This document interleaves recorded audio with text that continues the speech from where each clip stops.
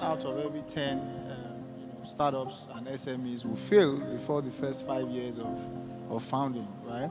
And at the top of that, is access to funding, affordable funding. So there's access to funding, and then there's access to affordable funding. Because for most businesses, your margin may not be more than 20 to 30%, right? Or your overall profit margin. So if you're already getting credit at 30%, which is the average of what we get in Nigeria, it means that you most likely will be using most of your profits to pay credit. However, there are so many funding opportunities that exist. But you as a small business, a lot of times in Nigeria, and let me give you background to the MSME. We have about 41 million MSMEs in Nigeria, and about 75% of them are micro businesses. Now, micro businesses means businesses that have less than 5 staff, make less than 25 million in the whole year, and a lot of times, in fact, about 80% of them, of those micro businesses, make less than 10 million, right? And they are not registered. They are either not registered, do not have bank accounts. And because of that, by design, they already exclude themselves from the few funding opportunities that exist.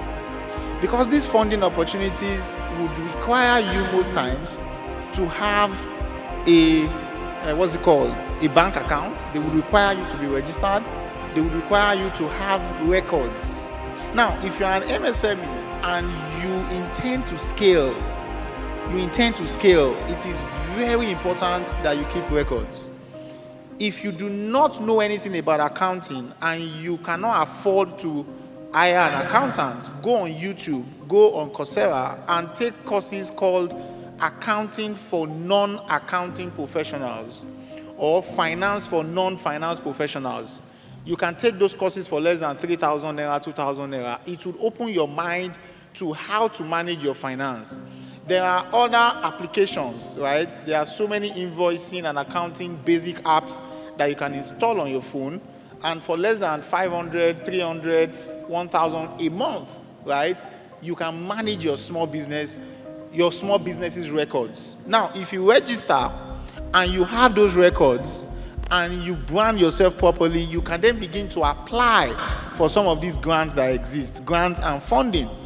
And then, critically, more importantly, you have to then connect these things with what I said earlier, which is, now, different funding opportunities would have their characteristics, a characteristic of the type of organizations that they want to support.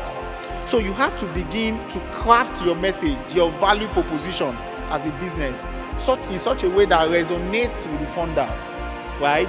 Sorry, if you permit me, who are these funders? Okay, so there are so many types of funders, right? You can go, of course, off the top of your head, normal commercial banks all have. But commercial banks don't give us money. No, yes, they give to Dangote's kind of persons. Again, remember, it's bad enough that commercial banks don't want to give MSMEs. Okay. But it's worse because the ones that they are ready to give, and I don't want to give free publicity to, of course, I can mention some of my clients, the Keystones and the Fidelities and the likes. They have special packages for MSMEs. Okay. But the biggest disaster is that even those packages already exclude majority of the MSMEs by design. Ayo, in your own words, just give me 2 parameters that one can use to define his or her growth in the SME. So, parameters for defining growth in the SME space. Because somehow we just grow and we don't even know how to measure our growth. And someone will say that growth for the sake of growth is the ideology of the cancer cell. And I agree with that.